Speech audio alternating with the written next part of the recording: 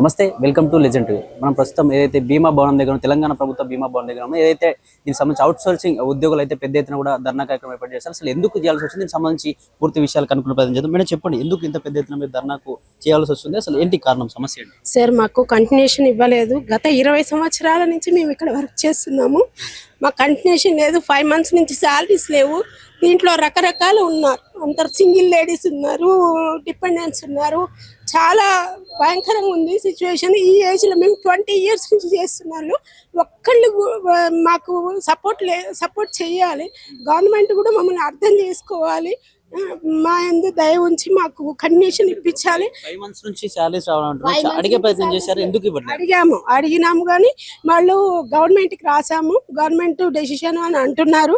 Government decision అని అంటే మాకు ఖర్చులు ఆగవు కదా, మాకు ఇంటి కిరాయిలు ఆగవు, ఏవి ఆగవు. మరి పరిస్థితి ఏంది? మేము ఇవాళ కొంతమంది రాలేని సిచ్యువేషన్స్, ఇవాళ బస్ ఛార్జెస్ మా టోటల్గా 84 members కూడా రాలేని సిచ్యువేషన్స్కి రాలేదు. సో మరి మా యందు కూడా కొంచెం దయ ఉంచండి. మరి మేము ఇప్పుడు ఏజ్ బార్ అయిపోయింది, మాది కూడా ఇంట్లో ఏళ్ళ నుంచి చేస్తున్నాం. మా ఏజ్ అంతా ఇక్కడే అయిపోయింది. ఏజ్ బార్ అయిన తర్వాత మేము బయటికి వెళ్ళలేని పరిస్థితి. మమ్మల్ని కూడా చూడండి అంతే. మేము 15 నుంచి 20 ఏళ్ల నుంచి చేసేవాళ్ళు ఉన్నారండి. అది 21 years నుంచి ఉన్నారు. శాలరీస్ పిఆర్సీ మీద పెంచారు. కాకపోతే మేము బిల్ చేసిన అమౌంట్ అయితే మాకు రాదు. కొంత అమౌంట్ మాత్రం వస్తుంది, ఒక 17,000 చిల్లర మాత్రం వస్తుంది. ఒక్కొక్క డిస్ట్రిక్ట్ ఒక ప్రకారం వస్తుంది. సో మాకైతే న్యాయం చేయాలి. మేము ఇప్పుడు మా పరిస్థితి ఎట్లుందంటే మేము బయటికి పోలేని పరిస్థితి. మీరు గవర్నమెంట్ కూడా మహిళలకు చేస్తున్నాం అంటున్నారు. ఏం చేస్తున్నారు? మేము ఇంతమంది మహిళలు ఉన్నాం, ఒక్కళ్ళం కాదు, ఇద్దరం కాదు. ఆల్మోస్ట్ 50% అబౌవ్ 50% మహిళలే ఉన్నారు. మరి గవర్నమెంట్ మహిళలకు చేస్తున్నాం అంటున్నారు. ఏం చేస్తున్నారో మాకైతే న్యాయం చేయండి. ఇప్పుడు 17,000 చిల్లర మాత్రమే వస్తుంది. ఒక్కొక్కళ్ళకి 17,525 అట్లా ఒక డిస్ట్రిక్ట్ వాళ్ళ దాన్ని బట్టి ఇట్లా ఇస్తున్నారు. కానీ మాకు కనీస ఖర్చులు కూడా సరిపోవట్లేదు. ఈ రోజులలో కాస్ట్ ఆఫ్ లివింగ్ పెరిగిపోయింది. మరి అది ఆలోచన. 5 months నుంచి మీ శాలరీస్ ఆపినా కూడా వర్క్ కంటిన్యూ చేస్తూనే ఉన్నారు, లేకపోతే మీరు కూడా ఏమన్నారు అంటే గవర్నమెంట్ లెవెల్లో ఉంది, మీరు వెళ్ళండి, మీ పనులు మీరు చేసుకోండి, మేము రాస్తున్నాం అన్నారు.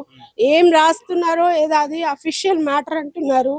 ఏం రాశారో ఏందో మాకైతే తెలీదు. మరి వాటి వరకు కూడా మాకు శాలరీస్ రాలేదు. మా పరిస్థితి డైరెక్టర్ గారి దగ్గరికి వెళ్ళి మాట్లాడే ప్రయత్నం చేశారు. వాళ్ళు ఏం చెప్తా ఉన్నారు? మాట్లాడాం. డైరెక్టర్ సార్ దగ్గరికి వెళ్తే మేము గవర్నమెంట్ తో డిస్కస్ చేయాలి అని అంటున్నారు. గవర్నమెంట్ తో డిస్కస్ చేయాలి అని అంటున్నారు కానీ మా ప్రాబ్లమ్స్ మావి.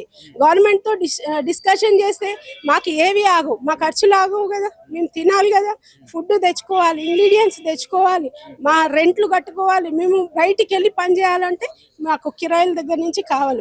ఫ్రీ బస్ అంటే ఫ్రీ బస్సులలో ఒక బస్సులకి 2 బస్సుల మంది ఉన్నారు. కొన్ని టైమింగ్ ఇదేక బయటికి వెళ్తే పైసలు అవసరం ఉన్నాయి. మరి మా పరిస్థితి ఏంది, సిచ్యువేషన్ ఏంది? అది ఇప్పుడు ఏం చెప్తున్నారు? శాలరీస్ ఇస్తామని చెప్పి కంటిన్యూ చేయమంటున్నారు, లేకపోతే విధుల నుంచి తొలగించారా మిమ్మల్ని? మమ్మల్ని విధుల నుంచి తొలగిస్తున్నామని ఆ రోజు April 2nd రోజు పెట్టారు. పెట్టిన తర్వాత మేము వచ్చాము, మళ్ళీ సార్ని కలిసాము. సరే, మీ పని మీరు చేసుకోండి, మేము గవర్నమెంట్తో డిస్కస్ చేస్తాము ఈ విషయాన్ని అని చెప్పారు.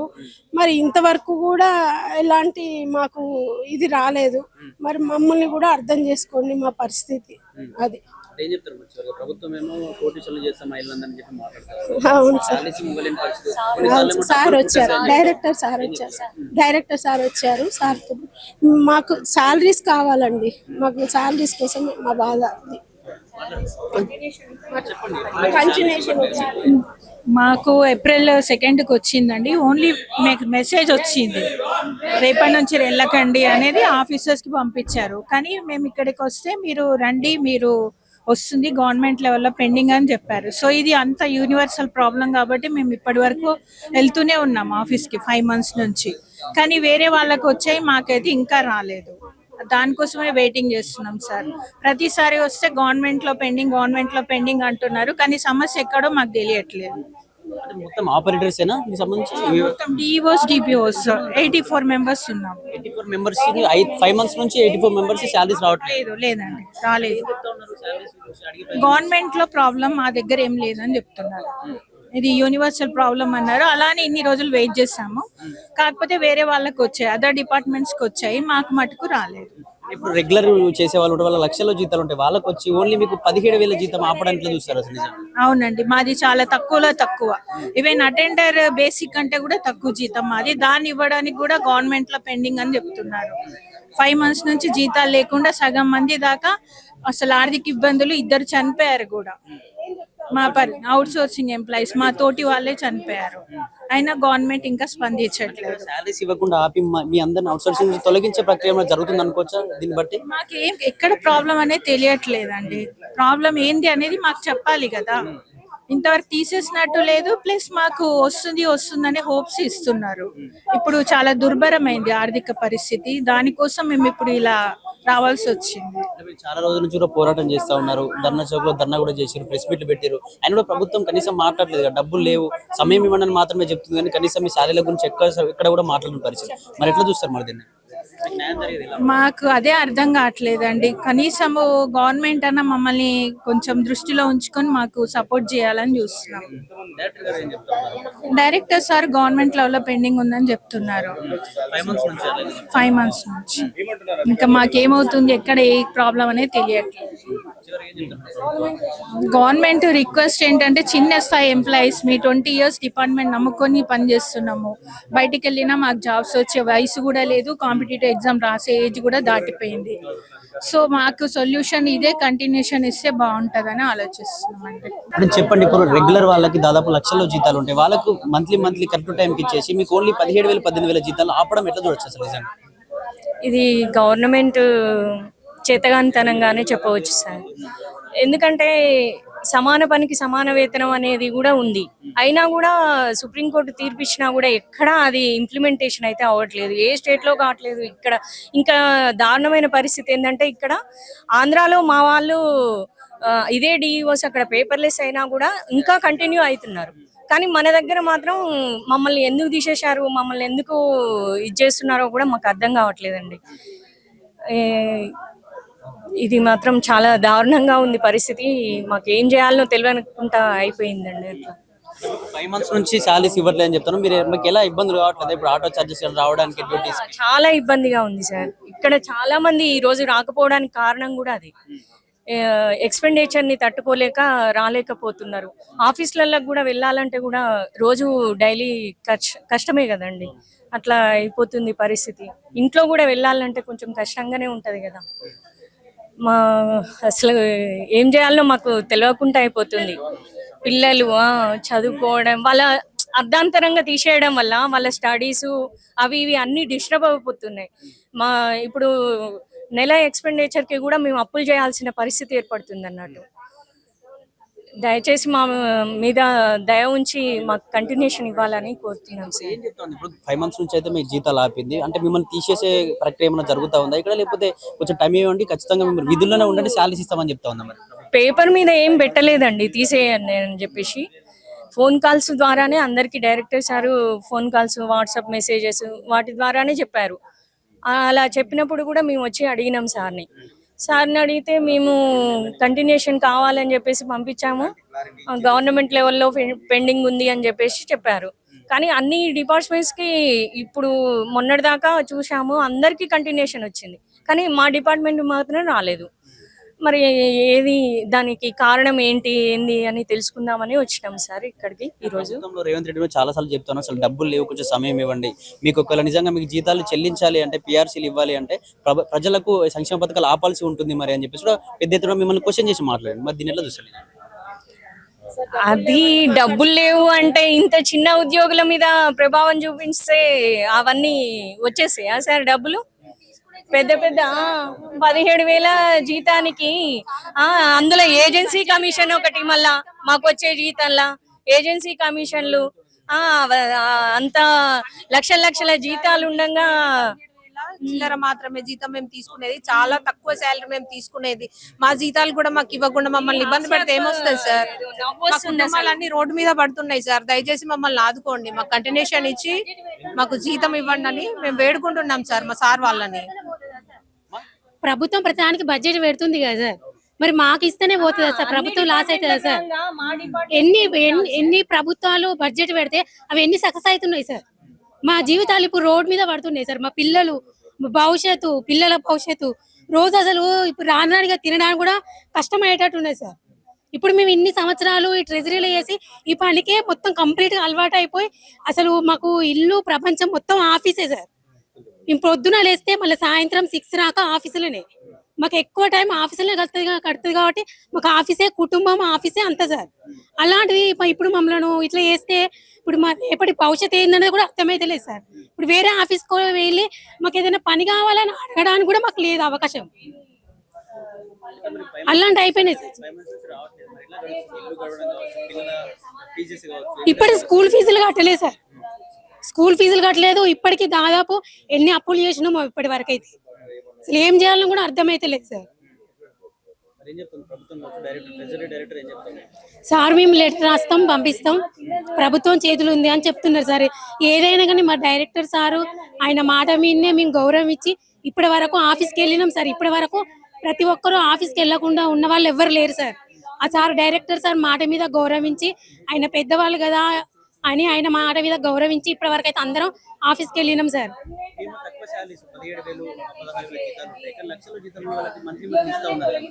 ఇస్తున్నారు సార్, మమ్మల్ని ఇట్లా చేస్తున్నారు సార్. కానీ ప్రభుత్వం ఒకటి ఆలోచించాలి సార్. ప్రతిదానికి ప్రభుత్వ పథకాలు పెట్టి బడ్జెట్ పెడుతున్నారు కదా సార్ ఎన్నో. కానీ ఆ బడ్జెట్ లా వీళ్ళు చిన్న చిన్న ఉద్యోగులు కదా, వీళ్ళని మాత్రం తీసేస్తే వీళ్ళ భవిష్యత్తు ఏందనేది కంపల్సరీ ఆలోచించాలి సార్ మా గురించి. ఎందుకంటే ప్రతి ఒక్క డిపార్ట్మెంట్ లో కంటిన్యూషన్ వచ్చింది సార్. వాళ్ళు మంచిగా వర్క్ చేసుకున్నారు. ఇప్పుడు మేము బస్సులలో పోతే కూడా మీరు అవుట్ సోర్సింగ్ కదా, మిమ్మల్ని తీసేసారు కదా, మీరు ఎట్లా వస్తున్నారు అని డైరెక్ట్ అడుగుతున్నారు బస్సులలో. మేము మా డైరెక్టర్ సార్ మాట మీద గౌరవించి మాకు ఎట్లయినా కానీ మమ్మల్ని ఆదుకుంటారు కదా, మమ్మల్ని ఎట్లయినా కానీ మీరు ఓరి అవసరం లేదన్న మాట సార్ మమ్మల్ని అన్నాడు. ఎట్టి పరిస్థితుల్లో మమ్మల్ని ఆదుకుంటారు. ఆయననే మాకు తండ్రి లెక్క మేము భావించుకొని ఆఫీస్కి వెళ్తున్నాం సార్. బస్సులలో అదే మాట, మిమ్మల్ని తీసేసారు కదా, మేము అవుట్ సోర్సింగ్ మిమ్మల్ని తీసేసారు కదా, ఆఫీస్కి వెళ్తే కూడా అదే మాట వచ్చిన వాళ్ళు కూడా మాట్లాడుతున్నారు సార్. ఆయన కూడా మేము పట్టించుకోలేదు సార్. మాకు డైరెక్టర్ సార్ ఉన్నారు కదా, ఏదో ఒకటి మాకు చేస్తారు, మమ్మల్ని అయితే ఇట్లా రోడ్ మీద పడేటట్టుగా చేయరని ఇప్పటికి కూడా మేము నమ్ముతున్నాం సార్. రేవంత్ రెడ్డి కావచ్చు, కాంగ్రెస్ నాయకులు అందరూ చెప్తున్నారు డబ్బులు లేవు, గత ప్రభుత్వం చాలా అప్పులు చేసిపోయింది, ఆ మిత్తులు కట్టలేక ఇబ్బంది పడుతుంది, కొంచెం టైం ఇవ్వండి, ఏదైతే ఉద్యోగులంతా కొంచెం సమయం ఇవ్వండి అని చెప్పేసి మాట్లాడుతూ ఉన్నారు సార్. మాట్లాడుతున్నారు కానీ సార్ మాకు మేము రెగ్యులర్ ఎంప్లాయీ లెక్క మేము మంత్లీ సాలరీ కావాలని కోరుకుంటలేము సార్. మాకు ఉద్యోగ భద్రత కావాలి సార్. మీకు కంటిన్యూషన్ ఉన్నది, మీకు కంటిన్యూషన్ వచ్చింది, మీరు జాబ్ చేసుకోండి అన్న మాట చాలు సార్. అప్పులు చేసో ఏమన్నా చేసుకొని కుటుంబం నెట్టుకొని మళ్ళీ సాలరీ వచ్చినాక ఆ డబ్బులతోటి మేము అవన్నీ చేసుకుంటాం సార్. కానీ మాకు కావాల్సింది ఉద్యోగ భద్రత సార్, మాకు కంటిన్యూషన్ సార్. మేము సాలరీ మాకు నెల ఇవ్వమని అడుగుతలేము సార్. మాకు 3 months ఒకసారి ఇచ్చినా చాలు సార్. మేము ఏదో నెట్టుకొని ఏదో వెళ్ళ తీసుకుంటాం సార్. కానీ కావాల్సింది మాకు కంటిన్యూషన్ సార్. మేము డబ్బు కావాలని అడుగుతలేము సార్. మాకు కంటిన్యూషన్ కావాలి, మాకు ఉద్యోగ భద్రత కావాలి. అమ్మ మీకు ఈ జాబు మీకు ఉన్నది, మీరు భయపడకుర్రి, మీరు వర్క్ చేసుకోర్రి, మీకు మేము ఉన్నాం అన్న మాట కావాలి సార్. మాకు డబ్బు కావాలని మేము కోరుకుంటలేము సార్. నెల ఇవ్వకుండా సరే 3 నెలలు సరే కానీ మాకు భద్రత కావాలని భద్రత కావాలి సార్. మాకు కంటిన్యూషన్ కావాలి, ఉద్యోగ భద్రత కావాలి. మీకు ఏం కాదు మీ జాబ్కి అన్న మాట కావాలి సార్. మాకు కంపల్సరీ కంటిన్యూషన్ కావాలి సార్. కంటిన్యూషన్ కావాలి, మాకు ఉద్యోగ భద్రత కావాలి సార్. ఎందుకంటే ప్రభుత్వం ప్రతి ఒక్క దానికి ఇప్పుడు అందరూ లేడీస్ కి ప్రతి ఒక్కరికి ఎన్నో పథకాలు పెడుతుంది సార్. దాంట్లో మాది ఏ పార్టీ సార్, అది ఒకటి ప్రభుత్వం ఆలోచించుకోవాలి సార్. ఆలోచించి మాకు ఎట్లయినా కానీ న్యాయం చేయాలి సార్. లేకపోతే చాలా జీవితాలు ఘోరంగా పరిస్థితి అవుతుంది సార్. ఇప్పటికీ ఇందులో అవుట్ సోర్సింగ్ చేసే వాళ్ళు మా ట్రెజరీ వాళ్ళు దాదాపు 2-3 చనిపోయారు సార్. ఇదే మెంటల్ టెన్షన్ తో చనిపోయారు సార్. అతనైతే మొత్తం మెంటల్ గా అయిపోయాడు సార్. అయితే ఇట్లా అయిన వాళ్ళు మస్తు మంది ఉన్నారు సార్. ఇంట్లో హెల్త్ ప్రాబ్లం, ముసలోళ్ళు ఇట్లా చాలా మంది ఉన్నారు సార్. ఎట్లయినా కానీ మమ్మల్ని ఆదుకోవాలని ప్రభుత్వాన్ని కోరుకుంటున్నాం సార్. చెప్పండి, ప్రభుత్వం ఏమో 5 నెలల నుంచి జీతం ఆపింది, మీ దాదాపు 17-18 వేల జీతాలు ఉంటాయి. ఇక్కడ రెగ్యులర్ వాళ్ళకు మంత్లీ పే చేస్తా ఉన్నారు కదా, మరి పరిస్థితి ఏంది? వాళ్ళకైతే లక్ష శాలరీస్ ఇస్తారు, ఇంక్రిమెంట్స్ ఇస్తారు, ప్లస్ డిఏలు అంటారు, అవి ఇస్తారు, ప్రమోషన్స్ ఉంటాయి. మాకు ప్రమోషన్స్ లేవు, ఏం లేదు. ఇచ్చేది 17-18 వేలు వస్తాయి. మళ్ళీ అందులో కూడా ఇప్పుడు 6 months 5 months నుంచి శాలరీస్ వస్తలేవు. మళ్ళీ ఇందులో సింగిల్ పేరెంట్ అంటే సింగిల్ ఉమెన్ ఉన్నారు, ఫిజికల్ హ్యాండిక్యాప్లు ఉన్నారు, మళ్ళీ ఒక్కొక్కరు 22 years నుండి చేస్తున్నారు. వాళ్ళు కనీసం ఇప్పుడు ప్రమోషన్ లేదు, ఏం లేదు, ఒకటే బేసిక్ మీద మేము 20 years నుండి చేస్తున్నాం. కనీసం ఈ ఇయర్ కంటిన్యూషన్ లేదు, అయినా మేము ఆఫీస్కి వెళ్తున్నాం. ఇప్పటికీ 4-5 టైమ్స్ వచ్చాము. వచ్చినప్పుడే లెటర్ ఇస్తున్నాం, మీకు 10 daysలో వస్తుంది, 15 daysలో వస్తుంది రెన్యువల్ అంటూ. 5 months ఉంది. ఇప్పటికీ మా దగ్గర ఉన్నాయి, ఏమంటారు, ఇన్వాల్వ్ ఇచ్చిన త్రూ ఉంటాయి కదా, అవి ఉన్నాయి. ఒక్కొక్కరు వచ్చినప్పుడు ఏదో ఒకటి స్కిప్ చేస్తుంది, ఇక రేపు వస్తుంది, ఎల్లుండి వస్తుంది అని. ఇప్పటిదాకా 5 months అవుతుంది, శాలరీస్లో ఏం లేదు. దీన్ని నమ్ముకొని ఇప్పుడు మళ్ళీ శాలరీస్ వస్తాయి కావచ్చు కంటిన్యూషన్ అన్నట్టు మేము చేసుకుంటూనే ఉన్నాం, కానీ ఇప్పటికీ నో రెస్పాన్సిబుల్ ఇక్కడ. అంటే ఏంది మరి పరిస్థితి? అంటే ఇట్లా శాలరీస్ ఆపి మళ్ళీ తీసేసే ఏమైనా ప్లాన్ చేయబోతున్నారు అనుకోవచ్చు. ఎందుకంటే 5 months నుంచి మీరు వెయిట్ చేస్తా ఉన్నారు. అంటే మీరు ఏం చెప్తారు అంటే 2 నెలలకు ఒకసారి జీతం ఇచ్చినా సరే కానీ మాకు భద్రత కావాలని చెప్పేసి మీరు కోరుతా ఉన్నారు. మరి ప్రభుత్వం ఏమో డబ్బులు లేవని చెప్తా ఉంది కదా. మరి డబ్బులు ఎందుకు లేవన్నా, ఒక్కొక్కరు ఇప్పుడు ఇంక్రిమెంట్స్ వస్తే వాళ్ళు వెంబడే క్లైమ్ చేసుకుంటున్నారు కదా. ఒక్కొక్కరి దగ్గర ఎంత బడ్జెట్ ఉందో చెప్పు. ఇప్పుడు వచ్చినప్పుడు ఏదో ఒక రీజన్, సరే లేదు అంటే ఏదో ఉంటుంది, ఇవాళ వస్తుంది రెన్యువల్ అన్నట్టు. ఇప్పుడు డైలీ మేము వెళ్తున్నాం ఆఫీస్కి, వాళ్ళకు కూడా తెలుసు మేము వెళ్తున్నాం, అక్కడ వర్క్ చేస్తున్నది. మరి ఏంది మరి ఇప్పుడు డైరెక్టర్ గారి దగ్గరికి మీరు వెళ్ళి కలిసే ప్రయత్నం చేశారా? వాళ్ళు ఏం చెప్తా ఉన్నారు డైరెక్టర్ గారు కావచ్చు, ప్రభుత్వం కావచ్చు? వెళ్ళి కలిసాము, ఇప్పటికి 5 times, ఇది 5th time అన్నట్టు. వెళ్ళినప్పుడల్లా ఒక లెటర్ ఇస్తున్నాం మేము, ఇట్లా మాకు కంటిన్యూషన్ అంటే సరే అమ్మా ఇంకా 10 days 15 days అన్నట్టు చెప్తున్నారు. సరే 50 సార్ మాట మనం కాదనలేం కదా, అందుకే మేము వచ్చి ఆఫీస్కి వెళ్ళి వర్క్ చేసుకుంటున్నాం. ఇంతవరకు కంటిన్యూషన్ రాలేదు. సరే ఇప్పుడు ఫిఫ్త్ మంత్ కూడా కంప్లీట్ అయిపోతుంది, శాలరీస్ లేవు, ఇంట్లో గడవడం కష్టం కదా, అందుకే ఒకసారి వచ్చి మళ్ళీ కలిసిపోదామంటే ముఖం కూడా చూపిస్తలేరు కదా. 5 months నుంచి శాలరీస్ ఆపినా కూడా కంటిన్యూ చేస్తా ఉన్నారు డ్యూటీ? కంటిన్యూగా చేస్తున్నాం.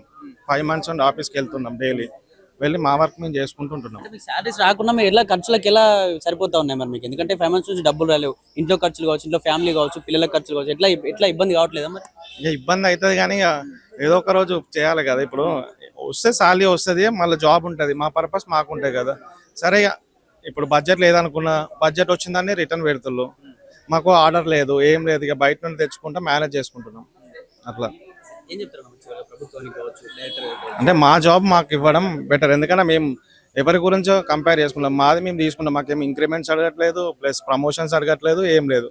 ఓన్లీ మాకు వచ్చే శాలరీ మాది, ఎవ్రీ ఇయర్ మా కంటిన్యూషన్ మాకు ఇవ్వాలని డిమాండ్. దీనికి సంబంధించి డాటా ఎంట్రీ ఆపరేటర్స్ వీళ్ళు 5 నెలల నుంచి జీతాలు ఇవ్వట్లేదు. వీళ్ళకి వచ్చేది మాత్రం 17,000 జీతమే, కానీ లోపల లక్షల జీతాలు తీసుకున్న రెగ్యులర్ వాళ్ళకు కూడా ఎంత ప్రతి మంత్ కరెక్ట్ టైం వరకు పడిపోతా ఉన్నాయి. కానీ మాకు 17,000 జీతం ఇవ్వలేకపోతున్నారు. 5 నెలల నుంచి జీతాలు ఆపుతా ఉన్నారు. దీనికి సంబంధించి డైరెక్టర్ కేఎన్ మూర్తి గారు కావాలనే ప్రభుత్వం నుంచి ఎటువంటి ఒత్తిడి లేకుండా కావాలనే మమ్మల్ని ఉద్యోగాల నుంచి తొలగించే ప్రక్రియ చేస్తా ఉన్నారని చెప్పేసి కూడా పెద్ద ఎత్తున కూడా ఇక్కడ ఒక 78 మంది కూడా వచ్చి ఆందోళన చెందుతా ఉన్న పరిస్థితి. దీనికి సంబంధించి మాకు పిల్లల యొక్క స్కూల్ ఫీజెస్ కావచ్చు, లేకపోతే మా రూమ్ రెంట్ల విషయంలో కావచ్చు, హైదరాబాద్లో ఉంటాం కాబట్టి చాలా ఇబ్బందులు పడతా ఉన్నాం. ఖచ్చితంగా ప్రభుత్వం ముందుకు వచ్చి ఏదైతే 1 కోటి మందిని కోటీశ్వరులు చేస్తా అని చెప్పింది మహిళల్ని, కానీ ఇక్కడ 80 మందినే కనీసం 17,000 జీతాలు ఇవ్వలేకపోతుంది ప్రభుత్వం అని చెప్పేసి పెద్ద ఎత్తున కూడా ఆగ్రహం వ్యక్తం చేస్తున్నారు. నిజంగా ప్రభుత్వం ఈ విధంగానే ఉంటే పెద్ద ఎత్తున మేము మళ్ళీ ధర్నాలు చేస్తాం, రాస్తారోకలు చేస్తాం, అసెంబ్లీని కూడా ముట్టడిస్తామని చెప్పేసి కూడా ఈ అవుట్ సోర్సింగ్ ఉద్యోగాలు అయితే చెప్తున్న పరిస్థితి. మరి చూడాలి, నిజంగా వీళ్ళకి ఖచ్చితంగా పరిష్కారం లభించే ఛాన్స్ ఉంది. ఎందుకంటే ఎన్నో రోజుల నుంచి అటు ధర్నాలు కావచ్చు, ఎన్నో రకాల పోరాటాలు చేస్తూ వస్తున్నారు, కానీ ప్రభుత్వంలో డబ్బులు లేవు. ఖచ్చితంగా ఆగాలి, మీకు డబ్బులు ఇవ్వాలంటే